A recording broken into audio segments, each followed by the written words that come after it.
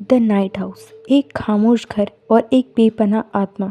रात की स्याही में जब सारी दुनिया सो रही होती है तब कुछ रूहें जागती हैं और उन्हीं में से एक है बेथ, एक सीधी सादी औरत जो अपने पति ओवेन के खो जाने के बाद टूटी नहीं है, बस थमी हुई है। सांसें चल रही हैं पर दिल में खामोशी की गूंज है। कहानी शुरू होती है उस रात जब बेथ अकेली अपने घर के सोफे पर बैठी है, हाथ में शराब का ग्लास और सामने चल रही है उसकी शादी की वीडियो। हर मुस्कान में एक चुभन है, हर हंसी के पीछे आंसुओं का समुंदर है। वो अपने पति को याद कर रही है जो कुछ दिन पहले ही खुदकुशी कर चुका है। पर इस रात कुछ अजीब होता है। दरवाजे पर दस्तक होती है, बेथ उठती है, शीशे में झांकती है, लेकिन वहाँ कोई नहीं होता।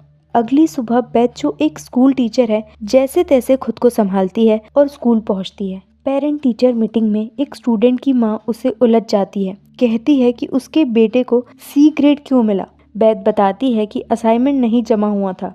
माँ बोलती है, आप तो थी ही नहीं। तब बेथ पहली बार टूटती है, मेरे पति ने पिछले गुरुवार ही खुदकुशी की थी। वो औरत चुप हो जाती है। कभी कभी इंसान को चुप रहकर भी बहुत कुछ समझ आता है।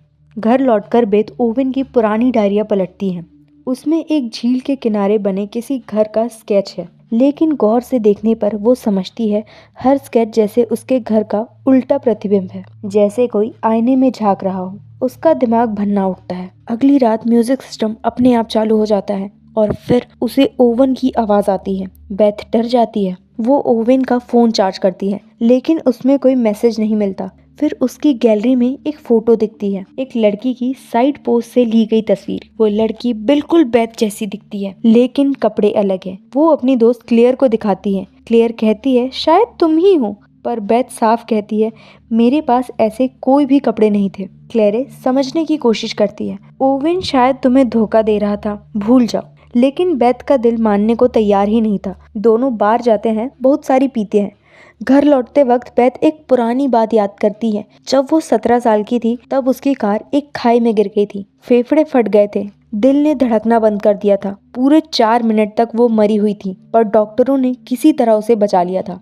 यह सब सुनाते सुनाते बेथ की आंख लग जाती है। आधी रात को म्यूजिक सिस्टम जोरों से बज उठता है। घर सुनसान है, लेकिन बेथ को ऐसा लगता है कि कोई है। वो चिल्लाती है, जो भी हो सामने आओ। और तभी झील के पास कुछ लड़कियां छलांग लगाते दिखती है। बेथ टॉर्च लेकर बाहर निकलती है, पर कोई नहीं है। फिर झील की दूसरी तरफ एक और घर दिखता है, जो पल भर में गायब हो जाता है। किसी की फुसफुसाहट उसके कान में पड़ती है। बेथ डरते डरते बोट की तरफ बढ़ती है। वहाँ खून से सने पैरों के निशान हैं। वो समझ जाती है ओवेन की आत्मा यहीं कहीं है। वो हाथ बढ़ाकर उसे छूने की कोशिश करती है, पर होश खो बैठती है।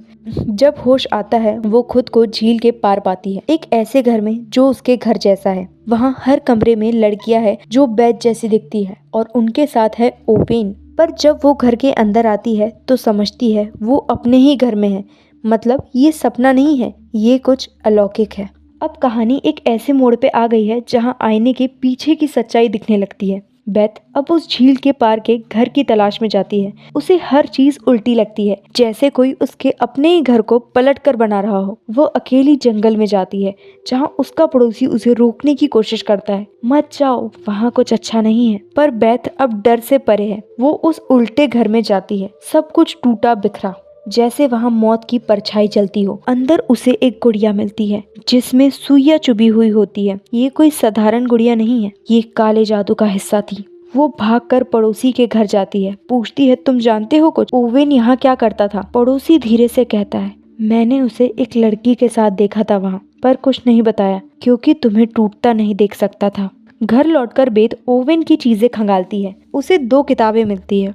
उनमें से एक थी ब्लैक मैजिक पर। गुस्से में वो गुड़िया फेंक देती है, पर गुड़िया जमीन पर गिरकर फिर से सीधी खड़ी हो जाती है, जैसे कुछ कहना चाहती हो। अचानक ऊपर से आवाज आती है। बेथ दौड़ती है।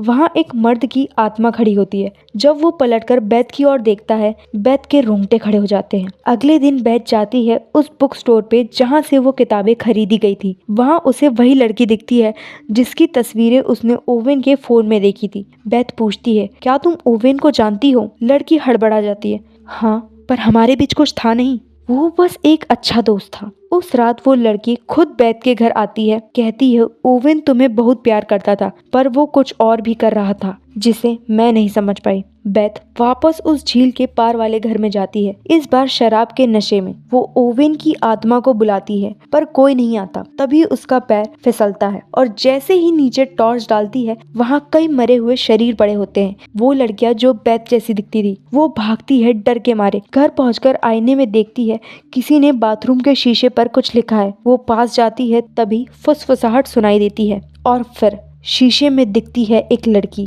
जो बेथ जैसी है और ओवेन उसे मार रहा है।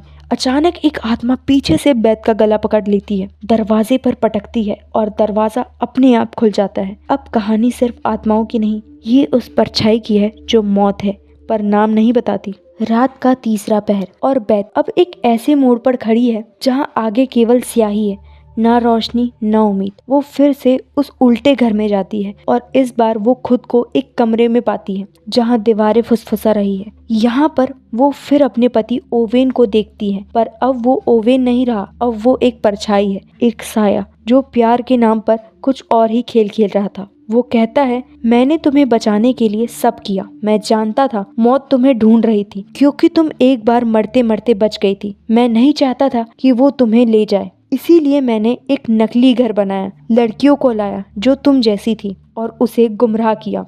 बेथ कांपती है, उसकी आंखें भर आती है। तुमने ये सब क्यों किया ओवेन? मार दिए वो लड़कियां। एक गूंजती हुई फुसफुसाहट आती है, मैं हूँ मौत, तुम मुझे जानती हो। 17 की उम्र में जब तू पानी में डूबी थी, मैं वही था जिसने तेरा हाथ खींचा था, पर तू बच निकली और तब से मैं तुझे ढूंढ रहा हूँ। मौत अब सामने है, ना कोई चेहरा ना कोई आवाज, सिर्फ एक एहसास। बेथ की आत्मा उस अंधेरे में खींची चली जाती है।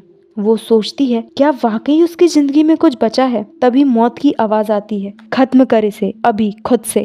ओवेन की शक्ल में साया एक बंदूक पकड़ता है। बेथ नाव में बैठी है, झील की बीचों बीच। आसमान पर कोई तारा नहीं, सिर्फ ठंडी हवा गूंज रही है। वो बंदूक अपने सिर पर रखती है, पर तभी कहीं दूर से एक आवाज आती है, बेथ बेथ रुक जा। उसकी दोस्त क्लेयर जो तैरती हुई नाव तक आ जाती है। उसकी आवाज सुनते ही बेथ का ध्यान टूटता है। उसकी सांसें भारी है पर उसकी आंखों में फिर से रोशनी है। सुबह की हल्की सी रोशनी पड़ती है और बेथ अपनी दोस्त के साथ तट की ओर लौटती है। वो जान चुकी थी ओवेन ने आत्महत्या क्यों की। वो जानता था कि मौत अब बेथ को लेने आएगी। वो जानता था कि वो उसे हर हाल में बचाना चाहता है, इसीलिए उसने खुद को मिटा दिया। पर साया अभी भी था। जब नाव किनारे लगती है, क्लेयर इधर उधर देखती है और कहती है, कुछ तो है यहाँ, तुमने कुछ देखा क्या? बेथ हल्के से मुस्कुराती है, एक सूनी मुस्कान, और धीरे से कहती है, नहीं कुछ भी नहीं, क्योंकि वो जानती थी मौत अभी भी वही है, छुपी हुई, इंतजार करती हुई।